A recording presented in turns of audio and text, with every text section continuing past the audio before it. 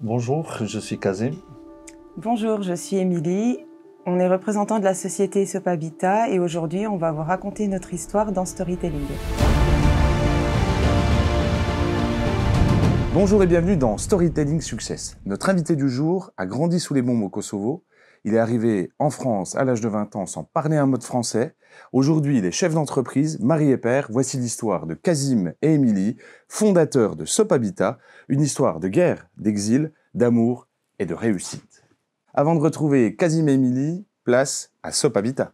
Depuis 7 ans, Sop Habitat transforme votre maison de fond en comble. Isolation intérieure, extérieure, soufflage dans les combles et même le ravalement de façade. Mais aussi placo, peinture, parquet, rénovation complète de cuisine ou salle de bain. Confort thermique, esthétique, finition, tout est maîtrisé. Et grâce à notre label RGE Qualibat, vous profitez d'aides comme MaPrimeRénov', les certificats d'économie d'énergie, l'éco-prêt à taux zéro ou la TVA à 5,5%. Sop Habitat, à Besançon, votre partenaire rénovation tout en un. Confort, style et économie. Nos devis sont gratuits et sans engagement. Contactez-nous sans tarder pour nous faire part de vos besoins. On vous remercie puisque vous êtes de plus en plus nombreux à nous suivre, donc sur Deezer, sur Apple Podcast et sur Spotify et sur notre chaîne YouTube. Alors continuez, puisque c'est ce qui nous permettra de vous reproposer d'autres histoires encore plus incroyables. Les abonnements sont hyper importants pour notre média. Merci encore.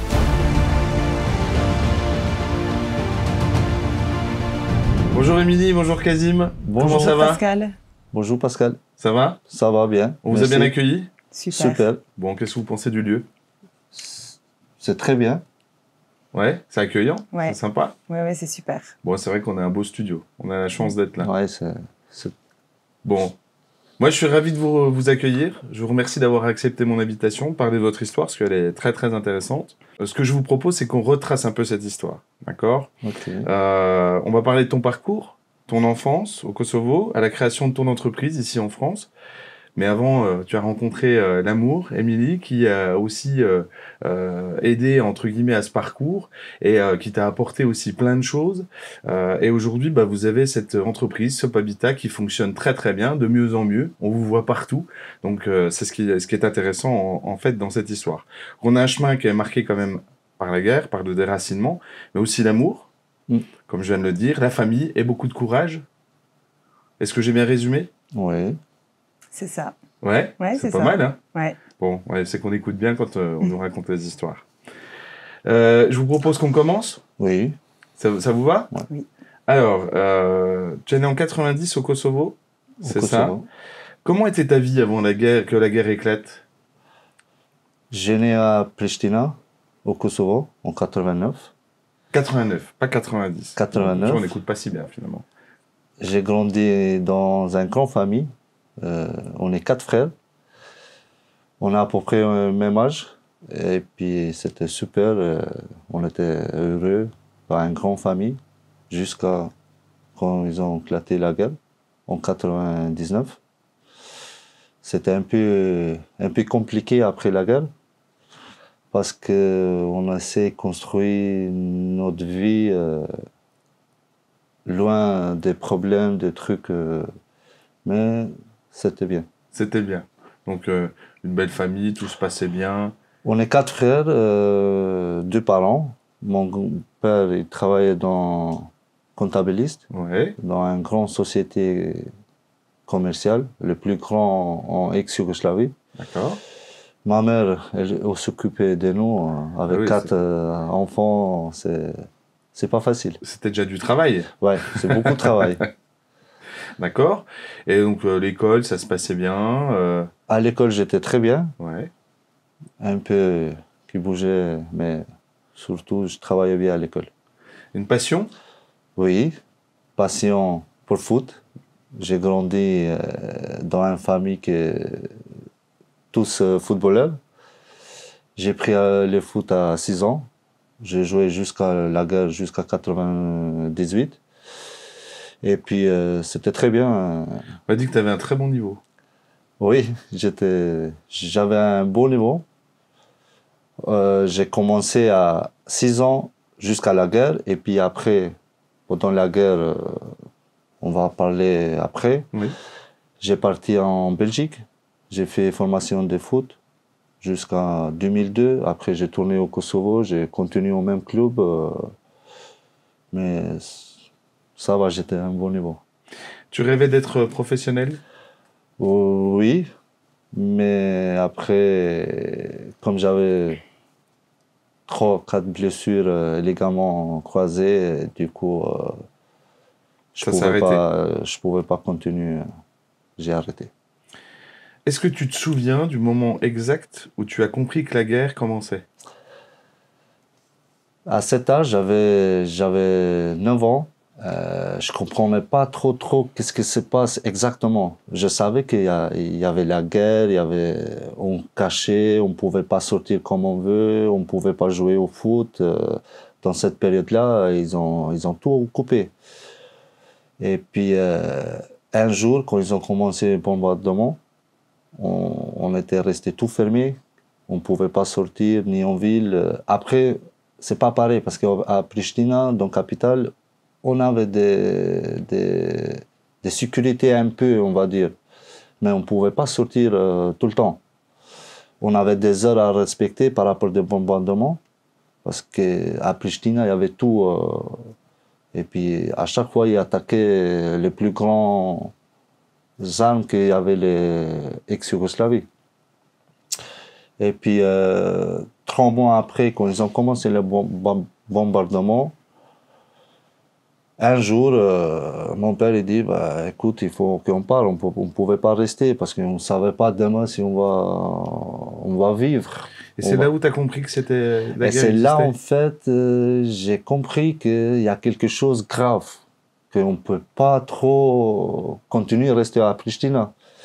Et puis, un jour, on est parti, parce qu'on ne pouvait pas prendre voiture, on a pris le tram. Et puis avec les trams, on est parti à Macédoine. Là-bas, ils ont installé un camp réfugié qu'on a resté pendant 6 mois. Il y avait tous les peuples d'Albanie et du Kosovo qui ont resté là pendant 6 mois. C'était pas facile. On imagine. Et est-ce que tu te souviens d'un jour, d'une nuit, d'un moment précis que tu n'oublieras jamais? Ouais. Il y avait les moments quand on est parti depuis Pristina, quand on prenait les trams. Il y avait des militaires qui ont chopé mon père. Parce que mon père, il était connu à Pristina. Il travaillait pendant une société très très grande à ex-Yougoslavie. Et puis, il demandait l'argent pour qu'il nous laisse partir, en fait. Et puis, il avait dit, on n'a plus, voilà, c'est la guerre, c'était très très difficile. Et puis, on est parti, moi, 2 frères et ma mère. Mon père, ils ont arrêté. Et puis, 2 jours après, on a vu en Macédoine. Pendant cette période, c'était difficile parce que on savait pas trop qu'est-ce que ça va passer. Est-ce qu'ils vont laisser partir et puis, ce moment-là, je vais jamais oublier. J'imagine. On imagine que ça doit être effectivement très marquant. Et à ce moment-là, quel est le quotidien quand il y a la guerre? Est-ce que tu allais encore à l'école? Tu as encore des rêves? À l'école, j'ai pris juste après la guerre. Mais pendant la période de la guerre, il ne fonctionnait rien. On n'avait pas rien. Et puis, j'ai pris à l'école juste après la guerre. Après la guerre, ok. T'entendais des bombes? Ouais. Tu voyais des soldats de temps en temps? Oui. On voyait des soldats, bombes. On voyait aussi des trucs. Je ne sais pas si on peut dire, mais je voyais des gens aussi morts. Ça t'a marqué, ça aussi? Oui, beaucoup. L'âge que j'avais, je me rappelle bien que ma maman, elle essayait de nous fermer les yeux pour ne pas voir les gens, mais c'était impossible. Oui, parce que je pense que les parents, à ce moment-là, essayaient de vous protéger. Surtout. C'était pas évident, quoi. Surtout ça. Ok. Et quand tu t'arrivais à dormir? Quand tu étais petit, est-ce que tu te sentais en sécurité quelque part? En sécurité, on va dire non, mais en dormir. Après, j'avais que 9 ans, et puis, mais c'était un truc très très fort. Et là, tu comprenais vraiment ce qui se passait? Après, Après. quand j'ai parti en Belgique, après j'ai compris parce que j'ai compris qu'il y avait quelque chose, mais on savait, moi je savais pas exactement c'est pourquoi il vient de tout ça. Pourquoi on peut pas vivre comme tout le monde, comme les enfants à mon âge. C'était compliqué. Mais juste après Belgique, quand j'étais plus grand, j'avais compris. Et à ce moment-là, est-ce que tu as eu peur pour ta vie? Pas oui, parce que dans la guerre, tu sais pas demain si tu vas être vivant ou pas. C'est normal. Même à cet âge-là? Oui, ouais. D'accord. C'est pas devenu quelque part normal Hmm, au Non. quotidien? non, c'est Alors, quand tu vois des guerres aujourd'hui à la télé, qu'est-ce que t'en penses de ça? ben, quand je vois la guerre aujourd'hui, je comprends mieux, mais c'est difficile. C'est pas facile vivre dans une guerre c'est dur. Même aujourd'hui, quand je vois des émissions, des reportages, des trucs comme ça, c'est difficile. C'est tout de suite, il me tourne l'âge quand j'étais à la guerre. Et vous en discutez un peu avec la famille? Pas beaucoup. C'est vrai, c'est un peu tabou? C'est un peu tabou. Et puis, chez nous, pour la guerre, on parle juste quand on raconte, quand on dit une histoire après ou avant la guerre. On parle pas trop de la guerre. Après, on peut imaginer qu'on n'a presque pas forcément envie de se rappeler de tout ce qui s'est passé, c'est évident. Est-ce que ça t'a pris un peu ton enfance? Beaucoup. Beaucoup, surtout, je me rappelle très très bien, parce que dans Pristina, on vivait ensemble, Albanais et puis les Serbes. Et puis on jouait au foot, on était en même école. Et puis un jour, tu vois que ça claque, tu dis, mais pourquoi tout ça? Pourquoi on peut pas jouer ensemble? Pourquoi on peut pas continuer? Et puis On comprend pas bien, en fait. c'était difficile. Aujourd'hui, vous avez un enfant? Oui, on a un fils de 4 ans, de Nolan. Donc, justement, comment tu vois les choses par rapport à ton fils qui, lui, est dans une autre vie, pour le coup? Ben, en fait, moi, je vivais bien. Parce que mon père, il a un bel salaire. On vivait bien, on était dans la capitale. J'avais pas de difficultés, ni l'école, ni foot, ni pas comme les enfants à mon âge. On vivait bien. C'est juste après la guerre ou avant la guerre, c'était un peu compliqué. Mais sinon, après Nolan, il a tout. Il est un peu trop gâté. Vous trouvez? Bon, après, on va dire les enfants d'aujourd'hui. Ils sont Ouais. tous un peu comme ça. Donc, mais c'est vrai que par rapport à ce que tu as vécu, ton fils aujourd'hui a une vie qui est complètement différente. Donc, je pense que tu apportes aussi peut-être autre chose. Toi, Émilie, quand donc tu as rencontré Kazim, aujourd'hui, est-ce que vous en parlez un petit peu de ces moments? Est-ce qu'il en parle? Non. Du tout. Non, non, c'est comme il l'a dit, c'est vrai que même avec sa famille, quand ils en parlent, ils utilisent la chronologie pour dire avant la guerre, après la guerre, mais ils parlent rarement de ce qui s'est passé. Moi, je connais l'histoire parce qu'ils regardent parfois des émissions. Donc, j'écoute les émissions d'une oreille et puis voilà, je comprends ce qui s'est passé, je sais ce qui s'est passé.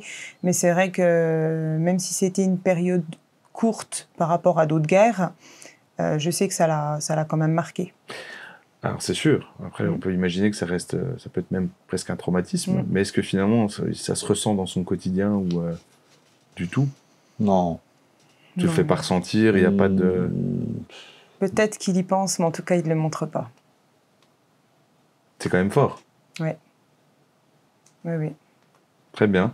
Est-ce que vous pensez tous les deux que les gens ici comprennent vraiment ce que c'est qu'une guerre? En France, par exemple? Bah, j'ai discuté un peu avec Émilie. Après, elle ne connaît pas trop la guerre. Elle ne sait pas ça veut dire quoi dans une guerre, comment...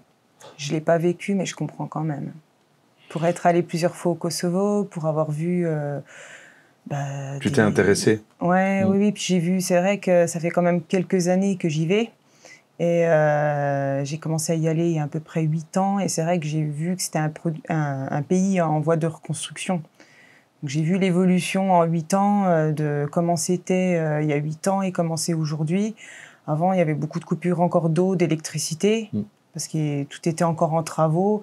Et c'est vrai que c'est un pays qui a énormément grandi, qui a été indépendant seulement en 2008. Et c'est un pays voilà, en pleine évolution. Puis je pense qu'ils peuvent être fiers de l'évolution qu'ils ont faite, parce que c'est pas simple. Et voilà, j'ai quand même vu l'évolution, quoi. Très bien. On arrive à ton arrivée en France, la rencontre pour bientôt. Donc, tu arrives à 20 ans en France. À 20 ans. T'es arrivé où quand t'es arrivé en France? En fait, ici en France, à Besançon, j'avais mes frères. Qui étaient déjà venus avant Qui toi? étaient déjà venus. Mon grand frère, il est venu pendant la guerre. Ouais. Et puis, j'ai venu à 20 ans avec ma mère et puis mon père. J'étais au Kosovo. Dans cette période-là, j'étais en morale, on va dire. J'avais plus de morale. Je viens des 3e blessures. Et puis, on est venu avec ma mère. Elle était malade. Et on est venu juste pour rester 2-3 semaines. Et puis, pour venir voir finalement la famille, les frères. Les frères. Moi, je voulais pas rester. J'ai venu juste pour accompagner ma mère. On a resté 2-3 semaines. Et puis, on attendait les résultats, tout ça. Et puis, après, 3 semains après, j'ai rencontré Émilie. Et puis, on est toujours là. Coup de foudre. C'était... Il n'est pas reparti. Il n'est pas reparti. Et du coup, donc, elle a été très forte alors, du coup, parce que 3 semaines, et hop. C'était... Alors, moi, je connaissais déjà ses frères, donc on s'était déjà rencontrés quelques fois. Donc, les frères? Les frères qui étaient des amis de la famille à l'époque. D'accord. Moi, je connaissais ses frères depuis 2007 environ, et lui, je l'ai rencontré quand il est arrivé en 2010. Et donc là, coup de foudre, et c'est ce qui t'a fait rester en France. Ouais. Et finalement, qui t'a fait aimer la France. Oui, après, au début, je connaissais pas trop, et puis après, c'est parti. D'accord. Donc du coup, comment ça se passe, cette arrivée? Au début, c'était très, très compliqué. Après, j'avais, on va dire, un peu d'expérience quand tu bouges, mais ici, c'est pas pareil, parce que j'étais en l'âge de 20 ans. Tu viens dans un pays quand tu connais pas ni culture, langue, tes diplômes, ça ne fonctionne pas ici, c'est pas reconnu, ouais. C'est pas connu. Parce que tu as fait des études donc là-bas? J'ai fait mes études. Et donc j'ai fait études de douanier. Je voulais être douanier. Pour quelle raison tu voulais être douanier? Je voulais être douanier pour travailler dans frontières, protéger les frontières de mon pays. Mais j'ai une histoire aussi qui m'a marqué quand j'étais petit. Parce que dès que je vois police ou des trucs comme ça m'a... Il était anxieux. C'était... La raison pour laquelle? Mais... Stop. Oh putain.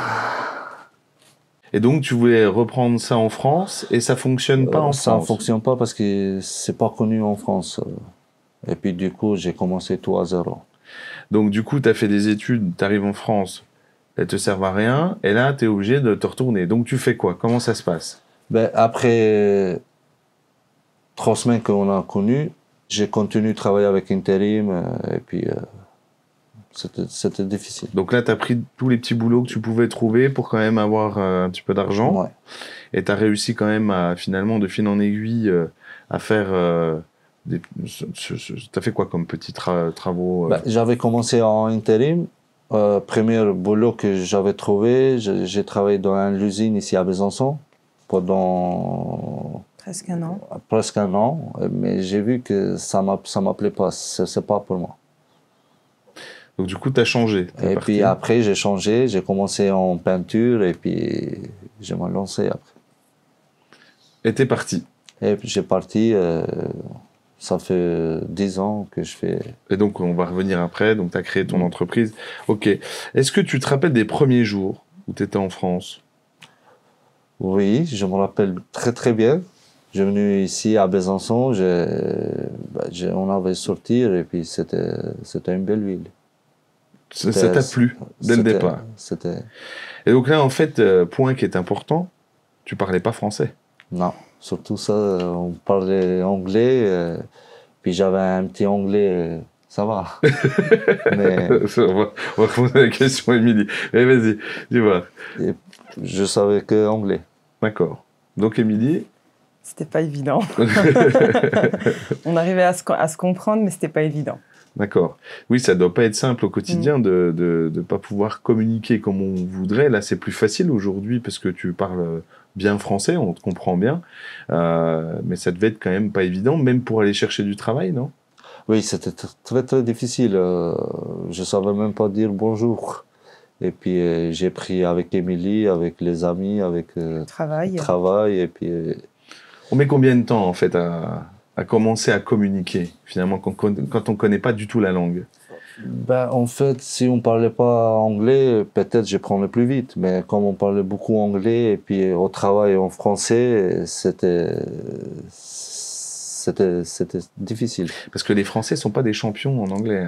Hein. Oui, je sais, ça, j'ai vu. Là, je vais pas me faire que mais la réalité est quand même là. On n'est pas très costaud en anglais et on a plutôt tendance à faire autrement si on peut faire autrement. Donc, j'imagine bien que quand tu arrives en France et qu'il n'y a pas forcément d'anglais, c'est un peu à toi de faire l'effort. Ouais. Et donc, tu as mis combien de temps pour commencer à parler un peu français? Mais comme j'avais pas fait l'école, dès que j'avais autorisation de travailler, j'ai pris tout de suite le premier travail que j'avais trouvé. Et puis après, on va dire... les premiers mois, ouais, il n'a pas travaillé. Donc après, ouais, en quelques mois, il commençait à arriver à se faire comprendre. C'était pas toujours des phrases, parce qu'il faut dire que le français, on n'a pas la langue la plus facile du monde en plus. Non plus. En grammaire, conjugaison, c'est pas toujours évident, mais il a quand même réussi à se faire comprendre après. Donc tu lui donnais des cours? Même pas. T'as l'école de la vie, quoi. Voilà. De toute façon, c'est en pratiquant qu'on apprend. Et les gens étaient patients quand même avec toi? Oui. Surtout la famille d'Émilie. Il m'a accueilli super bien. C'est important, c'est important d'avoir cet équilibre, bien sûr. C'était très important pour moi, surtout au début, quand on a commencé à sortir, c'était surtout langue, c'est un peu difficile. C'est évident. C'est pas forcément facile. Est-ce que tu as subi des humiliations ou des moments où tu t'es senti un peu rabaissé par rapport à ça? Non. Je voulais continuer, je voulais avancer, parce que je suis quelqu'un que je reste pas dans mon coin, voilà, et puis j'attends les autres. J'ai pris une initiative tout seul, je voulais avancer dans ma vie. Ok, donc là on arrive à la rencontre. Donc raconte-nous un peu ce moment. Et après je demanderai à Émilie de me raconter son moment à elle. Donc j'espère que vous avez la même version. Je pense que oui. Mais en fait, mon frère, il habitait juste en face d'Émilie. Et puis, à Palante, il y avait les terrains en foot. Et puis, comme j'étais un footballeur, on va dire. Et puis, j'ai sorti jouer au foot avec des gens des quartiers. Mais je ne connaissais pas. Et puis, j'ai commencé à jouer. Et puis, je vois Émilie que je regarde. Et puis, après, comme ça, j'ai parlé avec ses frères que je connaissais, du coup. Puis après, oui. Et puis, on a commencé à discuter, échanger. Et puis après, c'est... Et c'est parti. Ouais, c'est parti. Très bien. Bon. Est-ce que finalement, c'est Émilie qui t'a donné l'envie de rester? Oui. C'est que elle? Que elle. Pourquoi? Parce que dès que j'ai vu, j'ai senti quelque chose qui m'a tapé fort. Et puis, j'ai dit, il y a quelque chose. Bon, bah, c'est bien, tant mieux. Mais il l'a toujours dit, hein, si on n'avait pas, voilà, si on n'avait pas été ensemble, il serait reparti. T'as senti que c'était la bonne? Ouais. Parce qu'en fait, j'ai pas venu rester plus que 2-3 semaines juste pour accompagner ma mère. J'étais pas... Mais dès que j'ai vu, j'ai dit... Et donc, tu t'es pas trompé, visiblement. Ça fait 15 ans. 15 ans, félicitations. Merci. Vous êtes mariés rapidement? 1 an après. Oui. Assez rapide, ouais, 1 an après. 1 an. Alors du coup, comment la famille réagit? Comment l'entourage réagit? Bah, moi, de mon côté, un peu surpris, parce que j'avais pas forcément parlé de cette relation. Donc, en fait, je leur ai dit que j'avais t'étais pas forcément au courant? J'avoue que je les ai un peu mis sur le fait accompli. Voilà, je voulais pas... je suis arrivée, j'ai dit, bon, ben voilà, j'ai rencontré quelqu'un, je vais me marier. Mais c'est vrai qu'ils auraient pu mal le prendre, mais ils l'ont plutôt bien pris, ils ont été compréhensifs. Bon, je pense que j'étais jeune à l'époque, hein, j'avais 19 ans, donc j'étais en train de passer le bac. Ah oui. Donc, je pense qu'il voilà, y a eu de l'inquiétude, j'en suis sûre même, mais ils ont été ultra compréhensifs et tout s'est très bien passé du côté de ma famille, en tout cas. Donc toi, tu étais encore étudiante J'étais étudiante, quand ouais. vous vous êtes rencontrés. Mm. Alors du coup, tu faisais tes études, il allait travailler, vous viviez ensemble déjà, à l'époque, à Alors, 19 ans? On a pris notre appartement, oui, juste quelques mois avant de se marier. D'accord, ça va, ça se passait bien, la cohabitation était pas trop compliquée? Non, ça a été, mais bon, après, voilà, c'était pas simple parce qu'on n'avait pas forcément de revenus. J'étais étudiante, ils travaillaient pas encore trop, ils pouvaient pas faire ce qu'ils voulaient parce que la barrière de la langue, c'était compliqué. Et puis après, moi, je suis repartie voilà, j'ai poursuivi avec un BTS, donc j'ai pas retravaillé tout de suite derrière. Donc oui, c'était pas forcément simple, mais on a tenu. Ouais, Ça vous a rapproché? Ça forge, on va dire. D'accord. Et le mariage, alors, du coup, ça s'est passé comment? Au niveau administratif, ça a été compliqué, j'imagine? Ouais. C'était très très compliqué. Ouais, la mairie de Besançon a d'abord refusé le mariage. On avait fait une demande et du coup, on a fait une deuxième demande qui a été acceptée. Donc, la première demande a été rejetée parce qu'il n'était pas français et qu'ils nous ont considérés comme trop jeunes. Parce que moi, j'avais 19 et lui, il avait 21. Et donc, pour quelle raison la deuxième est passée? On avait eu une audition. On a eu une audition. On a été auditionnés séparément. Nos familles également ont été auditionnées. Donc moi, ma maman et lui, son frère, pour voir voilà, comment ça se passait. Ils voulaient faire des vérifications? Ouais. Ouais. Ils sont venus à notre domicile. Voilà, ils ont regardé comment on vivait. Des marches, on va dire. On peut pas faire de reproches parce que je pense qu'il y a beaucoup de personnes aujourd'hui qui se marient pour de mauvaises raisons. Mais voilà, il y a eu certaines vérifications, des auditions donc indépendantes, et après donc ça a été accepté. Oui, vous êtes senti un petit peu soupçonné? Oui. Oh, C'est oui. ça, Ouais, en fait. ouais, Hein. c'était- Et comme si on ne vous croyait pas sur finalement l'amour que vous pouviez vous porter l'un à l'autre. Et après, effectivement, bon, ça fait partie des règles du jeu. C'est comme ça. Bon, c'est vrai que sur le moment, on était un peu frustrés, parce qu'en plus, on était jeunes, donc voilà, on était un peu contrariés, mais après, c'est vrai qu'avec du recul, on comprend. Derrière, ça met peut-être finalement une barrière, mais vous êtes ensemble et vous avez réussi à passer cette étape. Oui, Donc finalement, ça renforce encore plus. ouais, c'est ça. On se serre encore plus les coudes, on s'aime encore plus et on y va. C'est ça. Donc c'est plutôt une bonne chose. Ok. Est-ce que tu te souviens de la première phrase que tu as réussi à dire en français avec fierté? Je t'aime. Oh, c'est beau. Ouais. C'est mignon. Mais j'ai l'impression que tu me l'as dit à moi, ça. La Ok. première phrase, oui, j'avais pris je t'aime. Et c'était celle-là que tu voulais dire. Ouais. Ouais, c'est très très beau. Ah, tu as de la chance, hein. Oui. C'est que... Ok. Et est-ce qu'aujourd'hui tu te sens chez toi ici? Avec tous les années que j'ai passées, oui, je me sens très très bien. Avec tout le travail investi que j'ai fait ici, oui, je me sens chez moi. C'est déjà une bonne chose. Bon, alors tu as commencé à bosser tout de suite, on l'a vu tout à l'heure. Donc tu nous as parlé du domaine, c'était dans les usines et après tu es parti en fait dans le bâtiment. Après, j'ai parti dans le bâtiment. J'ai commencé tout de suite 1 an après. Et puis, Là, tu t'es dit, quand tu étais dans le bâtiment, je vais monter ma boîte. dès que j'ai commencé à toucher pinceau, parce que j'ai jamais à ma vie touché des pinceaux, rouleaux, De base, il n'est pas manuel du tout. Ouais, En plus, oui, c'est parce dingue, que. ça. Et puis, dès que j'ai touché, j'ai senti que j'ai dit, voilà, Ça lui a plu, ouais. je vais Il y avancer. a un truc qui s'est passé. Dès que j'ai touché, en fait. J'ai jamais touché avant, mais dès que j'ai commencé à travailler, j'ai dit, bah, j'ai trouvé un métier qui me plaît. Et puis j'ai continué comme ça jusqu'à 2018. Et là, tu t'es dit, ça y est, je suis prêt, c'est ce que j'aime bien faire, finalement, c'est un talent, et je vais monter ma boîte, c'est parti. Mais avant de monter les boîtes, on avait investi dans une maison. On a fait tous les travaux intérieurs.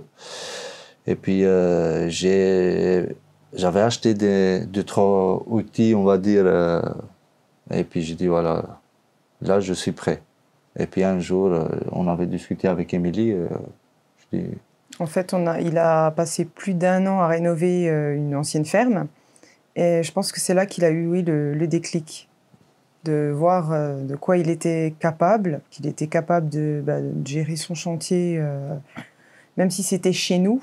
Voilà, je pense que c'est là où il a eu son petit déclic. Et à ce moment-là, quand il s'est dit, ou quand vous vous êtes dit tous les deux, on va monter une boîte, est-ce que vous avez eu peur ? Est-ce que vous connaissiez déjà l'entrepreneuriat ou Peur, on va dire. Oui, mais comme je vous dis, comme j'ai dit, je suis pas quelqu'un que je reste dans mon coin. Voilà, oui, mais est-ce que ça t'a fait peur de se dire, finalement, je monte une boîte, j'y vais, mais tu peux avoir quelques craintes. Après, j'avais la chance aussi parce que j'avais mes frères. Ah, donc là, il y a une part importante. Ouais, j'avais mes frères, mes 3 frères. Déjà travaillé dans le bâtiment et puis je dis voilà, j'ai la chance que j'ai quelqu'un qui me suit derrière parce que tu es seul dans le bâtiment, tu peux pas, c'est très difficile. Et puis quand on avait discuté avec Émilie, j'ai dit bah, écoute, on va essayer, mais mon but va très très loin. Très bien. Et toi par contre, tu étais un peu plus créative? Moi, j'étais pas dans le bâtiment, moi j'étais vendeuse, électroménager et puis après cuisine. Et quand il m'en a parlé, voilà, j'ai été un peu perplexe. Bon, je me suis dit, c'est vrai que c'est ouvrir une entreprise aujourd'hui, enfin déjà depuis un petit moment, ça reste risqué, c'est pas évident. On sait qu'en plus le bâtiment, c'est pas simple tous les jours. Puis après, je lui ai dit, après si tu le sens, vas-y, hein. Alors, savoir qu'il n'a pas ouvert en plus l'entreprise la période la plus facile parce que c'était juste avant le Covid. Non, oui, c'est la période fin de 2018, COVID. donc il a eu 1 an le temps de se lancer tranquillement. Puis après, il y a eu le Covid, mais il a tenu. T'as tenu le cap. T'as un bon soutien. Ouais. Donc, c'est important. Ok. Et donc, du coup, la boîte est ouverte. Comment sont venus les premiers chantiers, les premiers clients? En fait, au début, c'était difficile, mais comme on travaillait beaucoup au bouche à oreille, on avait un peu de trop contacts. Et puis, partenariat. Et puis après, c'est lancé. C'est difficile juste au début, mais après, dès que... Donc, ce qui est important finalement, c'est le réseau. Ouais. C'est les gens qu'on peut connaître, qui nous recommandent. Ça fonctionne comme ça au départ. Ouais. Est-ce que ça suffit pour nourrir l'entreprise? C'est progressif. Au début, non. Au début, mais non, c'est progressif. Après, donc du coup, arrive le temps où il y a tes frères qui te rejoignent. Ils arrivent tout de suite ou pas? Oui. Tout de suite avec toi? J'ai pris... un par un, progressivement. Oui. Donc pas tout de suite? Non, pas tout de suite. J'ai pris un par un et puis après... Donc chacun a ses qualités? Qualité, oui. On ne parlera pas de qualité. Et donc après, tu intègres Émilie. Après... Émilie, donc, vous rejoint l'aventure. quelques années après, quelques mois après? Alors, Quelques années après. il faut dire que j'étais là un peu depuis le début, parce que je l'aidais un peu dans la partie administrative, C'était- mes week-ends, mes Donc il y a eu soirées. l'officiel et l'officieux. Voilà, Donc, c'est ça, je faisais un peu de bénévolat. Non, ouais, je l'ai aidé un petit peu. C'est vrai qu'il a toujours fait le plus gros du travail tout seul, ça, on peut pas. Voilà. C'est lui qui a créé l'entreprise, c'est lui qui gère l'entreprise. Moi, je l'ai aidé un petit peu, voilà, c'est vrai que des fois, corriger un devis, par exemple, là où il peut avoir des petites lacunes sur le français, la partie administrative. Et moi, j'ai rejoint l'entreprise il y a 2 ans, officiellement, en tant qu'employé, donc vraiment sur la partie administrative et commerciale, partie vraiment papier, on va dire. Parce qu'après, commercial, on se partage un peu la tâche. Mais officiellement, voilà, ça fait 2 ans que j'ai quitté mon travail pour travailler avec lui. Donc, du coup, c'est une entreprise. T'as mis tout le monde dans l'histoire, entreprise On est familiale. tout le monde. C'est Finalement, c'est une fierté. Familiale. C'est une fierté. Ouais.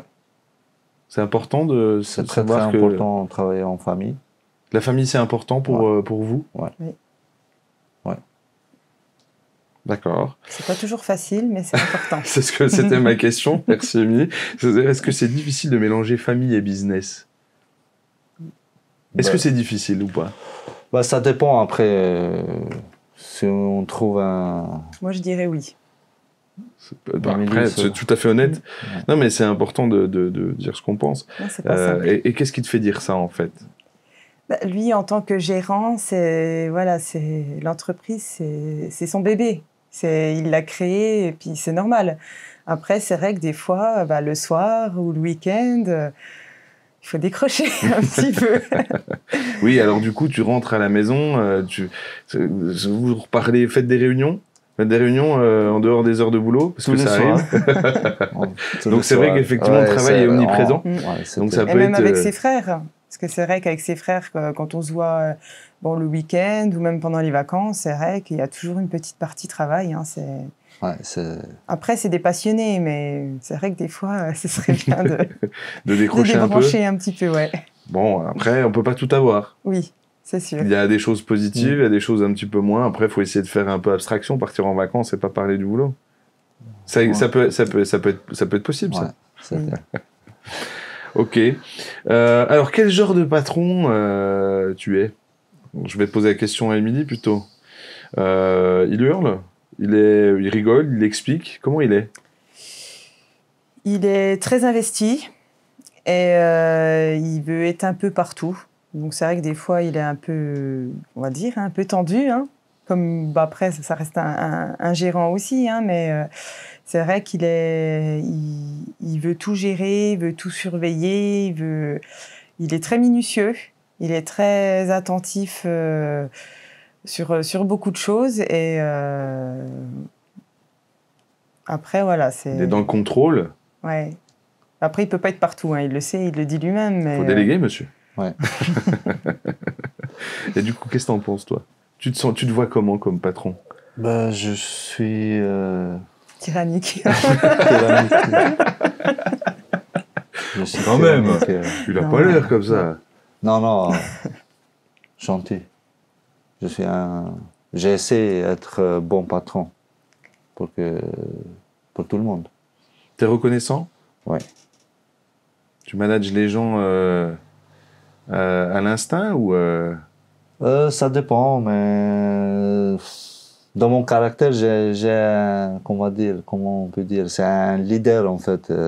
Je suis né comme ça, même si. T'es naturel en Non. fait. T'es nature. Ouais. Tu te forces pas à faire quelque chose. Non, tu dis non, comme c'est- tu penses et tu t'agis comme tu peux penser. Ouais. C'est plutôt une qualité. Hein.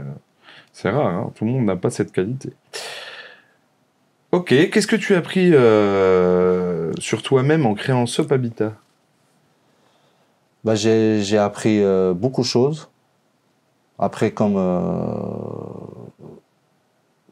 dans le bâtiment, c'est pas facile, mais surtout travailler en famille, connaître plus mes frères, Émilie, et toutes les situations qu'on tourne, mais j'ai pris beaucoup de choses. Du J'ai coup, grandi, on va dire, plus que je pensais. J'imagine. Et maintenant, les gens sont transparents pour toi.